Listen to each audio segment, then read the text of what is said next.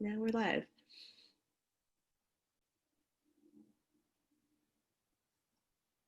All right, welcome to the Virtual College Exploration for all Missouri students, sponsored by the Missouri Association for College Admission Counseling and StriveScan. Thank you for joining us today. A few housekeeping announcements before we get started. You can use the Q&A button on your screen to type your questions to our presenters at any time. Your camera and microphone are off, so the panelists cannot see or hear you. This is just one of many different sessions that are happening, so be sure to check out the full schedule at moacac.org. And this presentation, as well as the others, are being recorded and will be available within about a week at that same website. I'd like now to turn it over to our presenters. Wonderful. Thank you so very much. We are very excited to be here with you today. This session is about studying abroad. So a very exciting and what we believe is a component of your experience as an undergraduate student. I'm going to start by introducing ourselves for today's session. My name is McGrath. I'm the director of the Webster International Network of Schools program, and will be kind of leading us through as we transition through the different topics.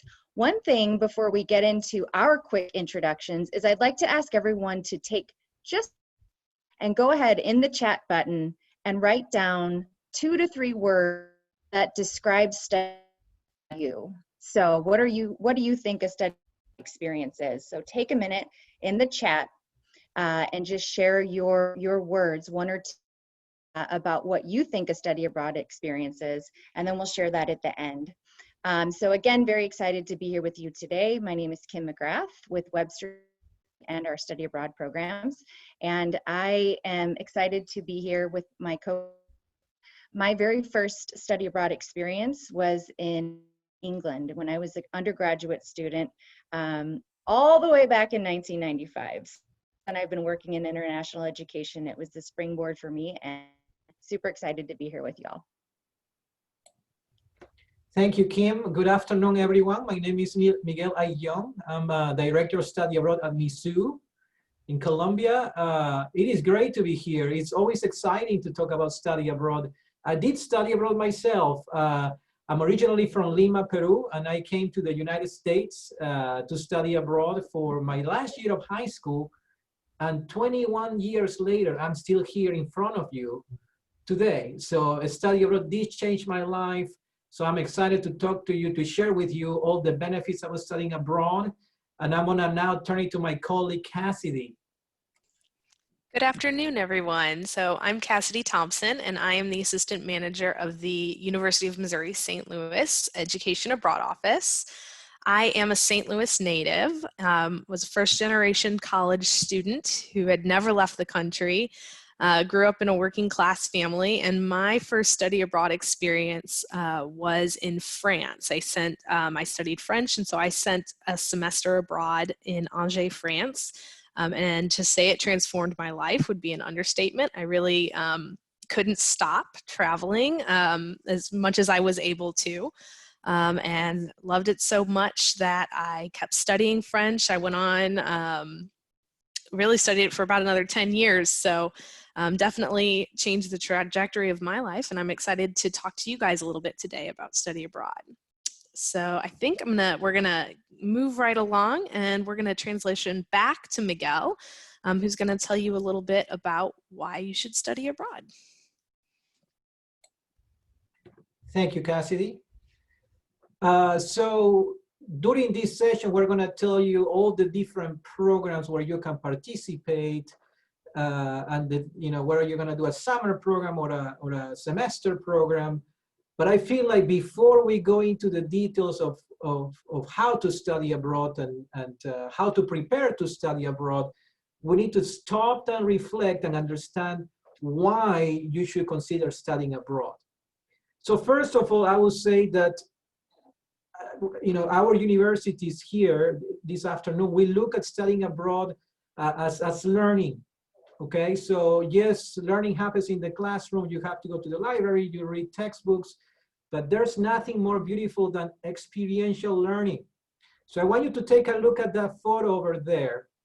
If you may remember, that's a photo from the Costa Concordia, that's in Italy. There was a big accident, a big tragedy in January of 2013. When you turn on the news, you will see that was on the headlines, this, terrible accident where a cruise ship where people was having a great time vacationing in Italy, hit a rock. Apparently the captain of the ship was intoxicated, doing things that he wasn't supposed to be doing, but that's not the point. The point is, it was a big tragedy. Now, I want you to think about, okay, what does that have to do with my college education and with studying abroad and with global learning?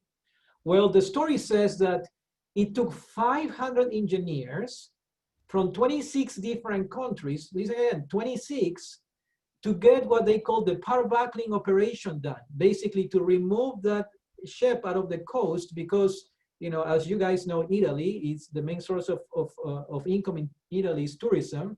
So when you have this big ship blocking the coast, that's a problem. That's an economic problem. That's a social problem, right? So I just want you to think about that operation room, that situation room where these engineers from 26 different countries had to think of, okay, what's our budget for this project? How are we going to clean the water? Who's going to talk to the locals? And how are we going to help them rebound business after this terrible accident, right?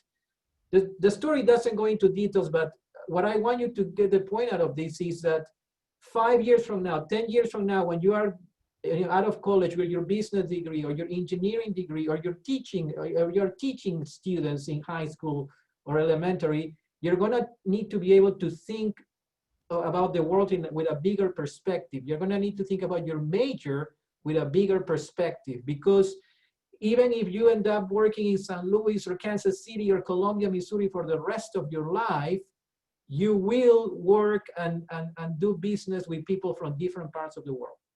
Okay, so many students come to college to try to find their calling because, okay, I'm going to college because my mom and my dad told me to go to college, and my grandpa, my uncle, my dad have this family business, and I need to take over the family business someday, maybe, right?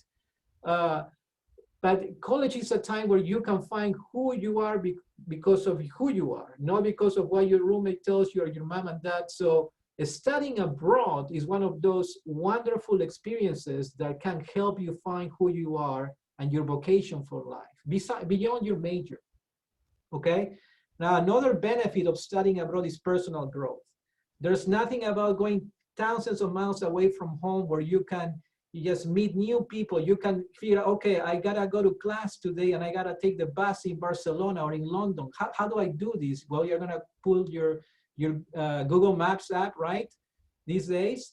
So you learn, you grow, you experience life in new ways, okay? And you become different.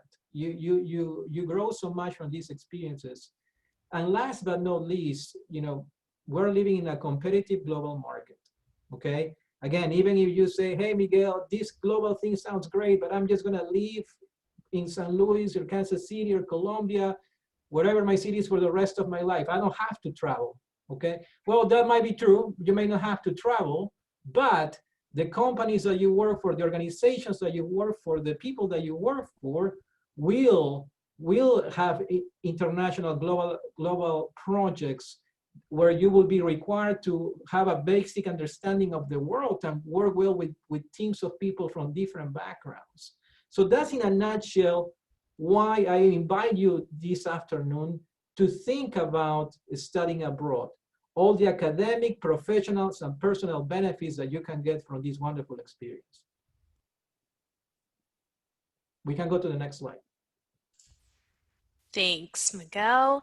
So now that you're all ready and excited to go abroad or to send your students abroad, if you're a counselor with us, how do you choose a program? Where do you begin? It can seem really overwhelming. There's so many questions that you may want to ask, and I guarantee if you don't have these questions, mom, dad, grandma, grandpa, Aunt Pat, your neighbor down the street, they have these questions for you. So how do you begin narrowing down your options and explaining why you want to study abroad? So I just wanted to do a really quick overview, and I broke it down into 3 steps today into how to start choosing your program. And the first step is self-reflection.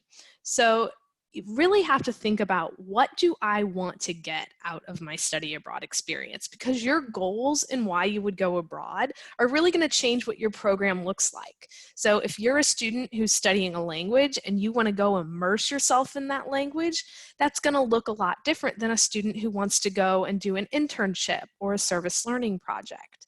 Or if you're like a lot of the students at UMSL who come into my office and say, I don't care where I go, I just want to go and I want to get classes that are going to go towards my degree.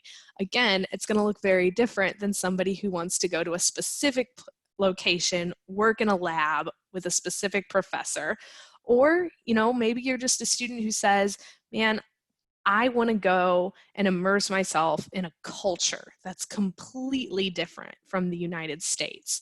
Again, it's going to look different. So you've got to figure out what it is that you want out of your study abroad experience. And then I also think it's really important to kind of have that realistic realization of, how long can I go abroad? There are some students who have financial or family or job constraints that don't allow them to go for that typical, you know, semester or year abroad program. Maybe you can only go abroad for 2 weeks, 3 weeks. So figuring out whether your ideal experience is a few weeks long, a few months long, or a year long. I think another important question that we have to ask ourselves is, how much independence do I want and can I handle? So if this is the first time that you're leaving the country, maybe you're someone who says, you know what, I want to go with a group. I want to go with students from my university. I want to, you know, have a professor with me so that I can get kind of an introduction to the country. Or maybe you're on the other end of the spectrum and you're like, you know what, I don't care. Just send me away. I don't need to be with a group. I'll make friends. Again, those are going to change the kind of programs that you want to go on.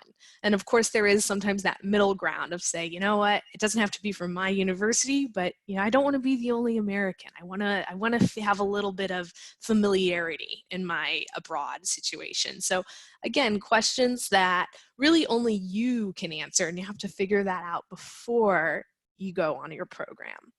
And then I also think it's really important to just figure out, you know, do I have any special considerations that I need to keep in mind? So if there are mental or physical health needs that are going to require you to have regular access to a hospital or a doctor, or if you need an English language counselor, these are all reasons. These don't stop you from going abroad, but that you have to think and take those into consideration about where you want to go and what your options are going to be.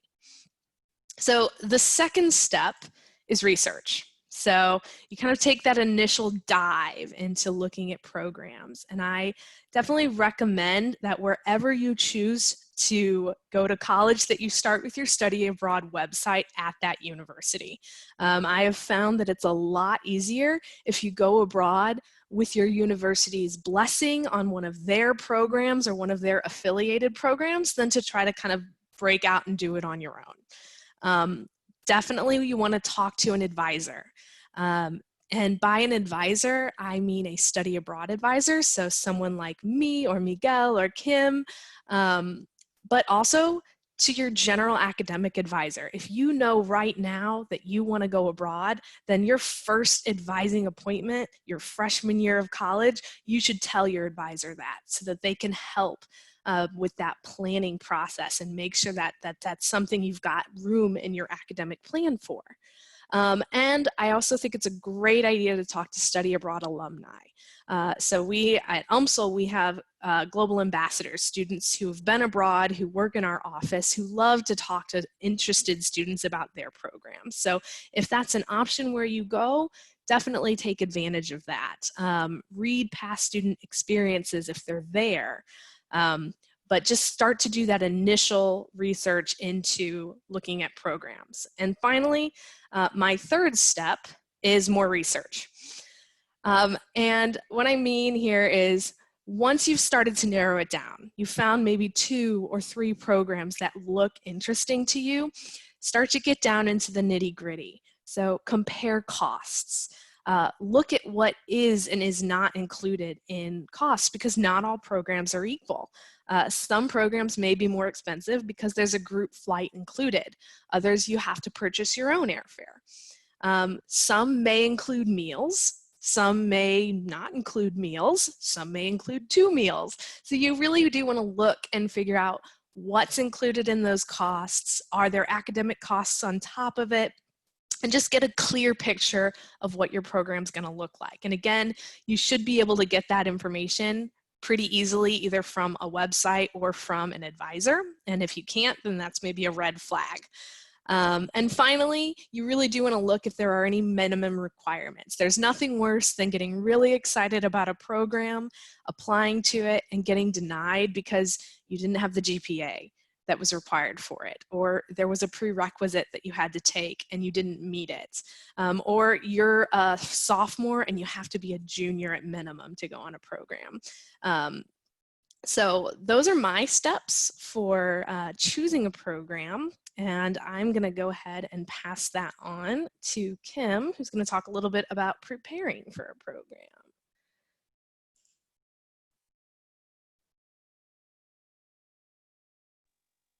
Great. Thank you, Cassidy. Make sure I was unmuted there. First of all, thanks for everyone for chiming in. Hear from you about what your dreams and descriptions of study abroad are. If you want to drop that in the chat. I see we're getting a couple of questions already, which is fantastic. We'll take those at the end. But yeah, as you know, we go into the next stage of your study abroad experience, right? So you've at this point done your self-reflection, you've done even more research, so you finally know where it is that you want to go. Of course, the journey has still just begun, and there's a lot that needs to be done in preparing for a program. So I want to go through kind of the next 4 steps with you in terms of preparation. So you need to think about dates and deadlines, finances and documents, the business side of your study abroad, the technology that you'll need and want to have with you, and then finally packing and unpacking the experience. So first, with dates and deadlines. This is really important because there are a lot of steps along the way in terms of preparing. And your study abroad advisor, your university, is going to be a great resource for you for this. So make sure that you plug into your calendars any important dates, any important deadlines for your program. This is very, very logistical, right? You want to mark your calendars right away, get it plugged into your digital calendars, make sure that you've scheduled important dates, which are going to include your program deadlines, and that could be for you know, your housing forms, for registering for those classes that you've chosen, the visa application, the visa submission process, and then also for any individual scholarships that you may have applied for, and then program orientation. So at Webster, we always have, and most schools do this, I'm sure this is the case at Mizzou and UMSL, where one has finished and prepared for their study abroad, we always do a pre-departure orientation session. And that's just another great way to meet students who are studying abroad with, but also to get really important information. So be sure, first of all, to make sure that you know those dates, you know those deadlines, and that you're following the schedule for your abroad. Secondly, your finances and documents. So this is an important piece, and at this point in the process, as Cassidy has explained, you've done your research, so you know what your program costs are, you know what needs to be done and what needs to be handled.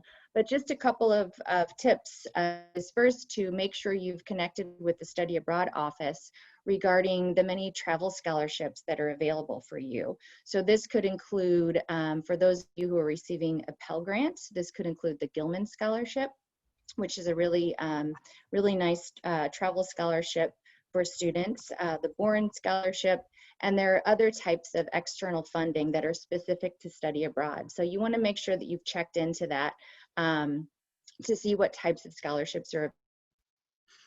In terms of your institutional financial aid, I know that for the duration of this conference, you're going to have some great steps how to finance a study abroad, and that's of course important for pardon me, you're going to be figuring out in this conference how to finance your 4 years at these universities, but then also study abroad finances are important to prepare for. So study abroad office is a great resource. And then of course, affiliate advisor at your home university. You're going to want to make sure that you have your passport. In fact, as soon as you've decided you want to study abroad, and apply for that if you haven't already, and make sure to have all of those things in order and have extra copies of everything with you and also with your friendly back home. The third thing that you want to be sure is that you're tech ready for your study abroad experience. So for me, when I studied abroad, I was still using snail mail and letters and phone calls, but there's so many resources that are available to you for your study abroad experience. So when you're traveling internationally, usually you'll need to get a power adapter set because there's different types of electricity and different types of voltage depending on where you're going. But then there are also a lot of really great apps and things that you can use when you're studying abroad that are a great way to stay in touch with your friends and then a great way to stay in your friends that you meet when you've actually arrived at your study abroad destination. Study are also a great resource for that. A lot of times students who've just come back from a study abroad have these great suggestions for people in terms of technology once you get abroad. And then finally, and also really importantly, in terms of preparing for a study abroad program, you know, at this point, you've done some research, you know what you're getting into, you know why you're planning to study abroad. But before you go, it's always good to not only make sure that you've got a really good packing list together in terms of the clothing that you're wearing for the different climates and for the different travel, but also to really feel that you can get an understanding of the culture that you'll be studying. So it's a great idea to take a language class if you haven't. Duolingo, a great app that you can use to pick up some words and phrases so you can understand a little bit of the culture and you can understand the language and be able to get around in your new environment. And also to really understand that the cultural side of a study abroad experience is one of the most exciting things, but it can also be one of the most challenging things. So just get ready for challenges that you'll have, especially within those first few weeks. You'll go through culture shock where you'll miss home, you'll miss friends and family.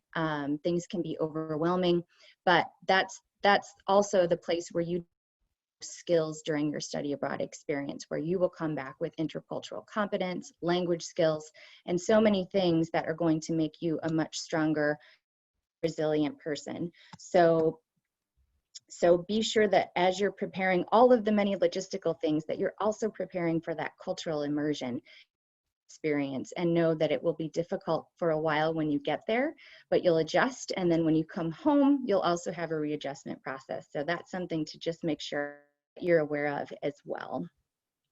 So that's what we wanted to share with you in terms of why you should study abroad, how to choose a program, and then how to prepare for a program. And what we're going to do now is jump right into telling you about some of the opportunities that we have at each of our universities. So again, I'm with Webster University. I'm virtually standing in front of our campus in Accra, Ghana. Webster has an international branch campus model. So we own and operate Webster University campuses around the world. So what's exciting about our programs is that you can study at an American university abroad in English, but you also have the opportunity to be immersed with all of the local degree-seeking students at each of our campuses. So I want to share a little video, and then I'll tell you a little bit more about each of our individual sites.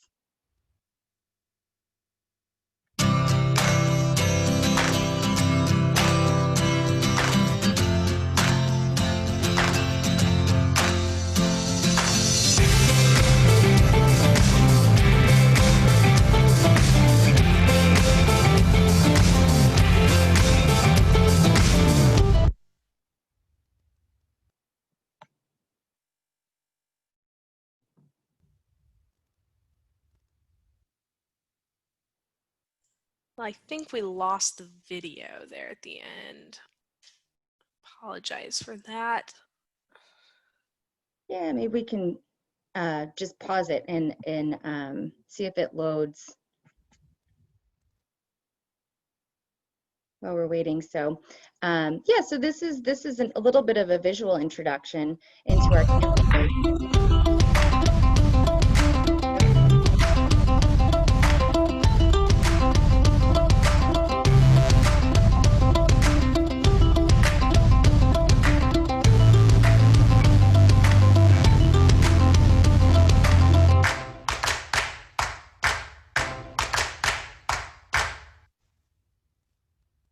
Great.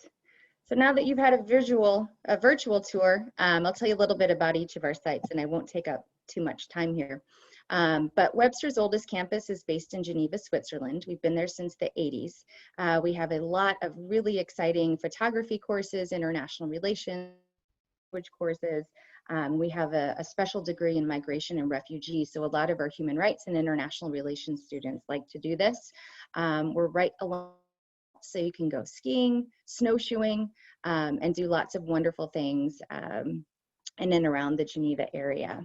Our second oldest campus in Austria, and this is a former palace. So this that you're looking at is actually the foyer of our campus in Vienna, which is centrally town, right next to so many of the opera houses and wonderful fine arts establishments in the city of Vienna. Some of the cultural and campus highlights are that we have Viennese courses, and you're also able to get involved with the Model UN that you can do as a part of your degree program in Vienna. So our third established European campus, thanks Cassidy, is in the Netherlands. So we're in a little town called Leiden, which is home to the University of Leiden. So it's the oldest university in all of the Netherlands. And we have a lot of really great co-curricular opportunities, some housing scholarships that you can take advantage of. Again, with the Model UN, and then there's also a lot of things happening. The Netherlands is one of the largest flower exporters in the world, and the tulip season in the spring in the country is just absolutely breathtaking. Finally, we have our newest campus in Europe, which is in Athens, Greece. So we're located in a beautiful historic location. This is actually a picture of our campus building, where we have our classrooms. We're located right off of the city square, so where the Greek and a lot of the main buildings are. It's a great place to culture, but then, as I said, with all of our Webster campuses, we have degree-seeking students as well, so you get to meet locals and take beautiful trips across the islands all throughout the country. And then we have two more locations, which I'll just quickly mention. Thailand, we're in Cha Am and Bangkok. Our undergraduate students study in Cha Am, which is about 3 hours to the south of Bangkok. We have festivals and lots that you can do to really soak up the culture as well. And then our newest campus is located in Accra, Ghana. This is where students go if they're interested in studying Africana studies, if they're interested in African history. And we have lots of really great immersion programs there in terms of taking trips to places like Cape Coast, which is home to the largest and the oldest slave castles, a really important historic site, very somber experience, is just really appreciated by all of our study abroad students. So those are the Webster campuses. We do, of course, have opportunities for students to study at other locations. One of the things that Webster does for students is we provide a travel award that covers your airfare. So we're able to provide that for students to study abroad. And even if you do choose another university, we have lots of partnerships with US universities, so you might be able to study at Webster even if you go to a different university. So that's a little bit about our programs, and we're going to move on.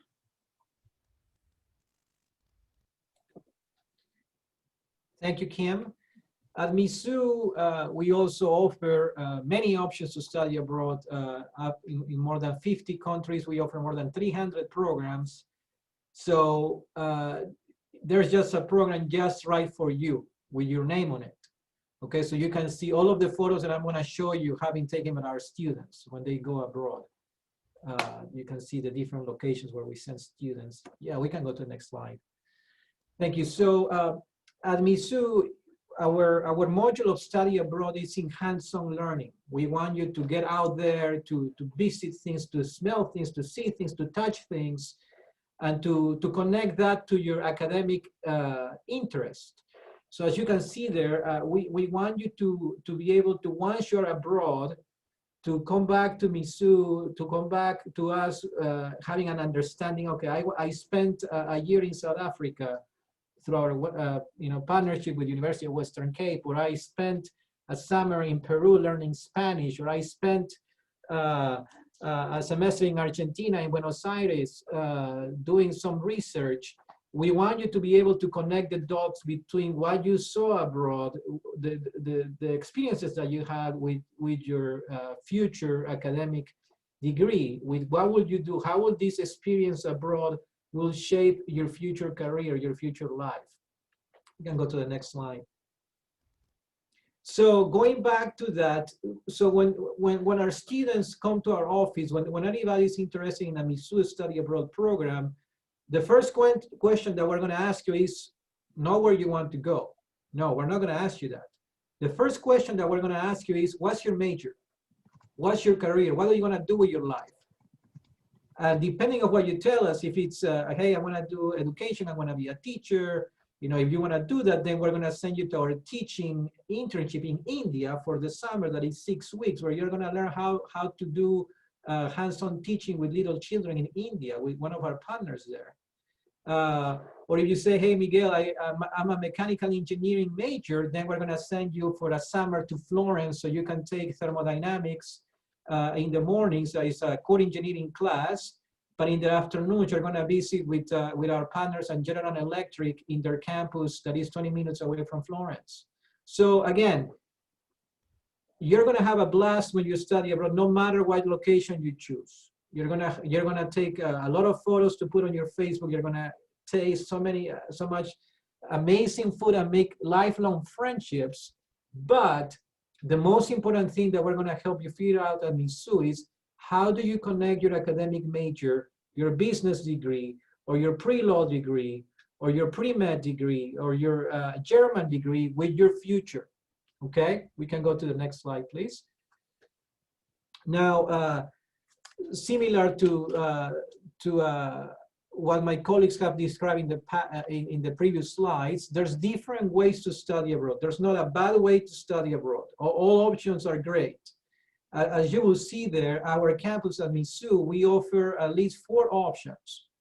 The first one is an exchange option or a direct enroll. That's basically where you say, all right, I'm gonna go on my spring semester of my sophomore year. I'm gonna go to Mizzou's flagship program in Alicante, Spain, where I can learn, where I can continue to improve my Spanish. Okay, muy bien.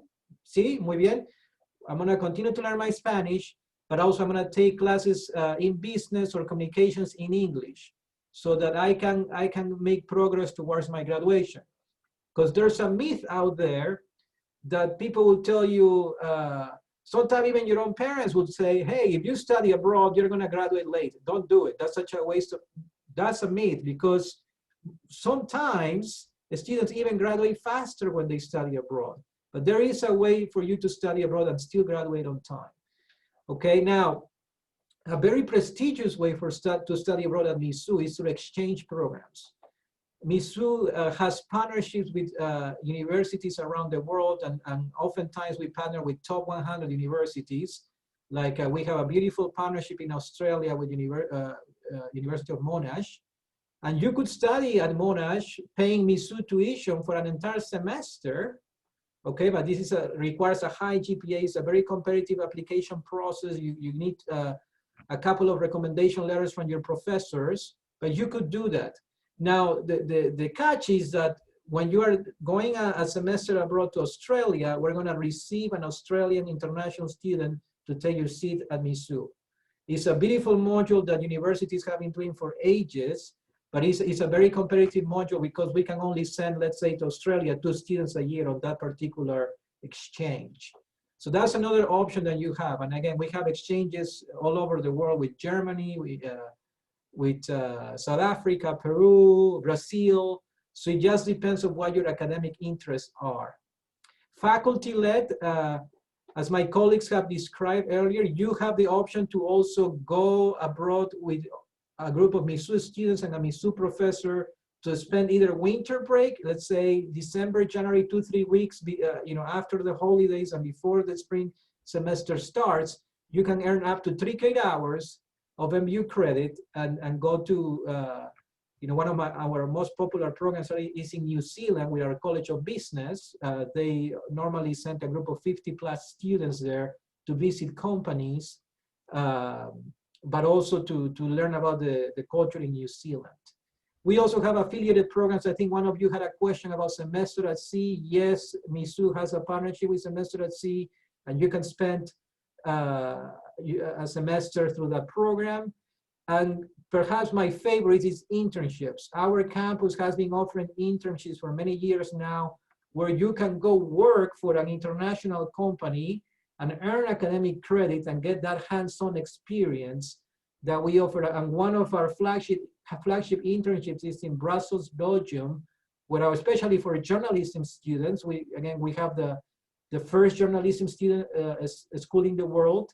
And our journalism students can go work there for a semester in our program in Brussels, Belgium, and work for top journalism firms while they earn credit. So just that's in a nutshell what we offer. We can go to the next slide, please. Finances, as my colleagues have said, at Mizzou, similar to Webster, there are ways to finance your study abroad experience. You can use financial aid, you can apply to competitive scholarships. Every year we give about $80,000+ dollars in scholarship for study abroad. Fundraising, we can teach you, help you find ways to fundraise your own money to study abroad, and then we can also give you some tips to save money to study abroad. You can go to our website there, international.missouri.edu, financing to learn more. You can go to the next slide. And one of the advantages, yes, we are a large campus, but we do study abroad in a very personal level. So all of the beautiful people that you see there, those are our global coaches. So once you come to our office and you say, Miguel, I'm a math major, or I'm a textile apparel management major, you will get assigned to one of these people who will be your personal coach, your global coach, to help you find specifically for you, where is it that you need to study abroad. Can go to the next slide. And follow us. We are on Facebook, Twitter, Instagram. All you gotta do is at Mizzou Abroad. Pay attention to the capital first on both words. And thank you. We will be thrilled to have you here at Mizzou studying abroad. And I'm just going to really quick talk a little bit about what we offer at UMSL, because we did want to leave some time for questions here at the end. At UMSL, we are in the process of kind of reevaluating some of our partnerships, but we do regularly have 30 direct exchange partners where we can send students abroad for a semester or a year. And then we also offer about 10 to 15 faculty-led programs per year. And as you can see, that those are actually probably the most popular programs at UMSL. About 75% of our students go on these faculty-led programs for 2 to 4 weeks. And that is just because a lot of our students have time constraints and really can only get those few weeks. So what I wanted to do was tell you a little bit about some of our cool faculty-led programs, because I think a lot of times when you think of studying abroad, you think about those semester year-long exchanges, and I just wanted to show you a few of the options that you can have. Our most popular locations are Japan, Germany, and Costa Rica, and that is for semester long, and for Japan for semester long, and for our short-term programs. We have a very strong Japanese language program at UMSL, so if you're at all interested in Japanese language and culture, we've got some really cool programs that go to Japan for 2 weeks. Our international business program has very strong ties to universities in Germany, so we send a lot of students to Germany. And one of the most fun is you can go to Costa Rica in January. So while it's snowing and miserable in St. Louis in January, you and your friends can go to Costa Rica and get some Spanish credit. So that's always a very popular program. We have a faculty member who likes to take students to the United Arab Emirates every other January. And this is a wonderful program because he will organize visits to international companies. You'll meet with CEOs and execs and get an insider view on how these companies work. He has some connections with UMSL alumni who live in Abu Dhabi and Dubai, and so you'll actually get to have dinner with a family who lives in the United Arab Emirates. And of course, you know, you get to have those fun cultural experiences as well. We have some hands-on programs. We have a professor who does an archaeological dig in Greece, and so you actually get to go and help and be a part of his research and participate in, you know, groundbreaking research that is published in international magazines and scholarly editions all across the globe. So that's a really fun opportunity. And you also can do service learning. So we've talked a bit about you know, internships and, you know, really getting to get your hands dirty in what you're wanting to do. And so UMSL has a very strong nursing program. And so for our senior nurses and our graduate students, they can go to Guatemala for 8 days, and they actually run a health clinic in the middle of Guatemala, and it's a wonderful life-changing experience. And our education program has a few programs, one of which you can see here is they'll go to Belize and run a summer camp.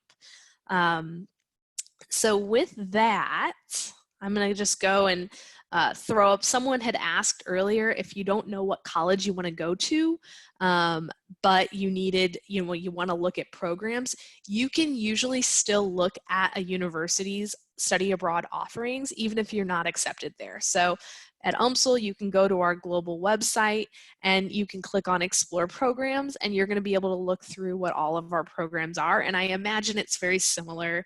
You can at least get an overview at Mizzou and Webster and wherever you choose to go abroad.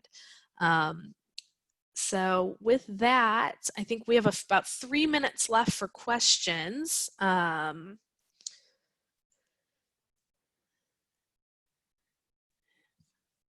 If we wanted to field through some of those. I think a lot of these, someone had asked if there are any programs that would go abroad for more than a year. In my experience, typically the academic year is about the longest program. Now we have had students who have participated in 2 academic year study abroad programs.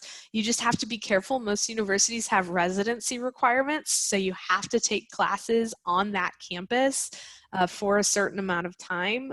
So you have to definitely work with your advisors to make sure that you're meeting all your requirements. But you know, there definitely are students who have participated in multiple study abroad programs, at least in my experience. I don't know if Miguel or Kim, if you guys wanted to jump in. Yeah, same. Webster, we do have a number of students who will study abroad for a full year, oftentimes mixing and matching, so doing a semester in one location, a semester in another location. And there are also opportunities who want to do dual degree programs. So we have an exchange in Japan, for example, where students do 2 years and 2 years at Webster, and they from each institution. So I think more and more students have been interested in doing year-long study abroads. It's certainly an option at Webster. And Cassidy, I word cloud, I can just pull that up here and we can end on that. Okay. Miguel, I don't know if you wanted, oh, go ahead, sorry. I was going to say, for any other specific questions, we will get a list of the questions so we can send you answers if we've not answered you individually in the course of this presentation. So I did just want to let you know that we will answer your questions. Yes, yes, yes, good clarification. I see psychology is offered at all of our web campuses. So that's nice that we have those full degrees. If students want to do from entry level to upper level psychology courses, we have those as well. On the question about in-state tuition, yes, if you apply to an MU affiliated program, you'll pay in-state tuition for that program if you're a Missouri resident. And that's going to be the same for an UMSL program. If you're going on an UMSL program, you're going to pay UMSL tuition. If you're going on a program that is not affiliated with UMSL, then typically you're going to pay those costs, whatever that university's costs are. All right. Can you see our word cloud? It was there for a second. It's gone now. We're back to this slide of you all, but I'm going to go ahead and share above this just to say thank you. Thanks to all of you participants for joining us. Thanks to our panelists today for presenting. When you close this window, there will be a link to a very quick 4-question survey, and we appreciate any feedback you can provide. Remember that this is just one of many sessions being hosted, so sign up for any additional ones that interest you at moacac.org. And in about a week, you'll find this session's recording as well as all of the other sessions recordings at that same website. Thank you, everyone. Have a great rest of your day. Bye-bye. Thank you. Thank you.